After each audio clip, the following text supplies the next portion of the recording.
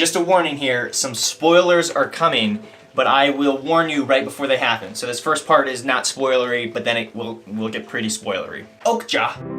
If you have not seen it, it is a great movie. Seriously, go watch it on Netflix if you haven't already. It's a little off the wall, as many independent films and Korean American films are. And I think that's a great thing because I think they need to figure out how to stand out in the massive competition that's going on right now. And it's cool because it's art, so it's allowed to be weird. I don't think we have a choice, Nancy. These movies that are like really weird but have some kind of emotional grounding to them just take film to a really interesting place. If you don't know what the film is about, I'm just gonna give you a really short synopsis here. It's about this little girl, Miha, which I'm gonna pronounce all of these names wrong because I'm not very good at speaking foreign languages. It's about Miha and her mythical companion super pig, Okja. When the company that owns Okja, which they're the ones that sent Okja to her grandfather in the first place, comes back to Korea to take her away for the best super pig competition. The girl is hurtled into the crosshairs of this animal liberation movement and the corporation that owns Okja and like everything in between. The movie does a really good job of being lighthearted while being seriously heavy at the same time. It is super intense in certain moments and then completely carefree in others. Bong Joon Ho does a great job making jokes that Americans would get and then jokes that Koreans would get and then some jokes that both audiences would think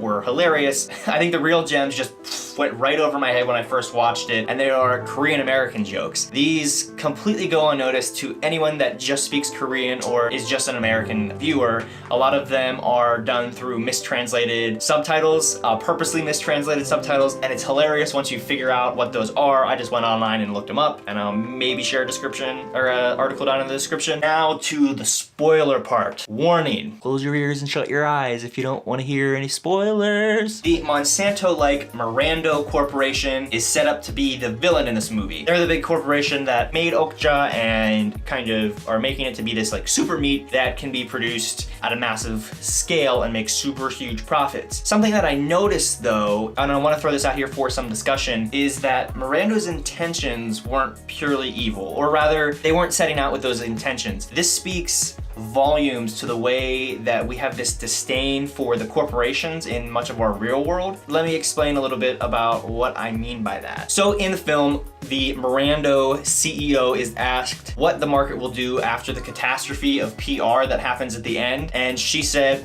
"If it's cheap, they'll eat it. I guarantee early sales will be strong." This market-driven mindset is established again and again throughout the movie. It's really driven home at the end when she allows Miha to buy Okja back from her, buy Okja's freedom, because it doesn't matter to this lady whether they kill these animals or not. She just cares about the money. We have a deal. This thing is worth a lot of money. Make sure our customer and our purchase get home safely.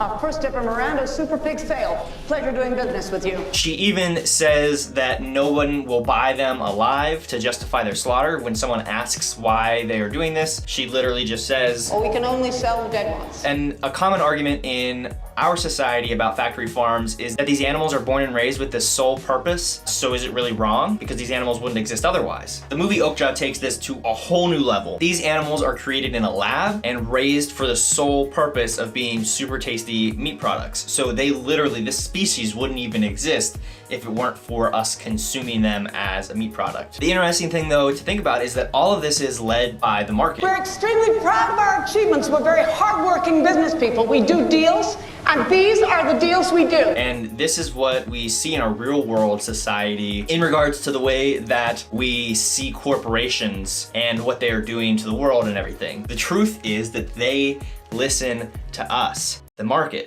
Every time we make a purchase, I mean every time, we're voting on which products we want them to make more of and which things we care about. This is business. The fact is that we can cry all we want about factory farms and hormone-drowned animals, but they continue to exist if we continue to eat meat products at the scale that we do. No change happens unless the market wills it. That's just how it is. The only exception to this is when government forces change, but there's almost always negative backlash to that change. Look at the war on drugs, for example. When we enacted the radical prohibition on something that had incredibly high demand in the market, it caused a slew of problems afterwards. None of these things decreased the demand for the product. The demand for the product has actually risen since the war on drugs. And this is something that we talk about all the time, but don't seem to be doing anything about. Meanwhile, tobacco consumption, which is legal, has significantly dropped through the education and the market deciding that they don't want to put that poison in their body anymore. What are the tobacco companies doing? They're trying to find ways to serve the market with healthier options. Albeit these options are often shams, but the market sees right through that,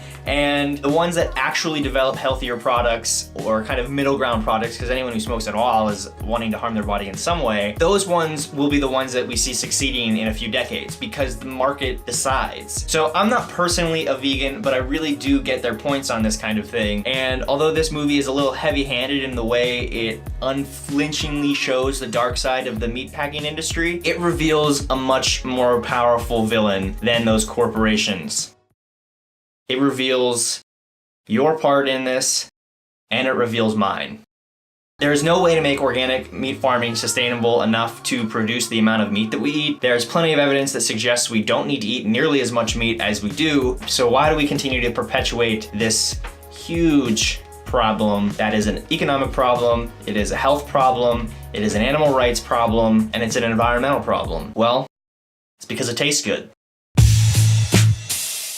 Thank you for watching, and let me know what you think of this movie and what you think of my opinions that I shared here. I'd love to have a discussion about this in the description down below. Do you think more needs to be done in our real world to fight the massive demand in the market for meat, or is it something that will naturally kind of sort itself out because everyone seems to think that's the way the market works, that it doesn't have a conscience, but it does because you and I have a conscience and we are literally the market. But go ahead and argue with me about that in the comments. See you in the next video.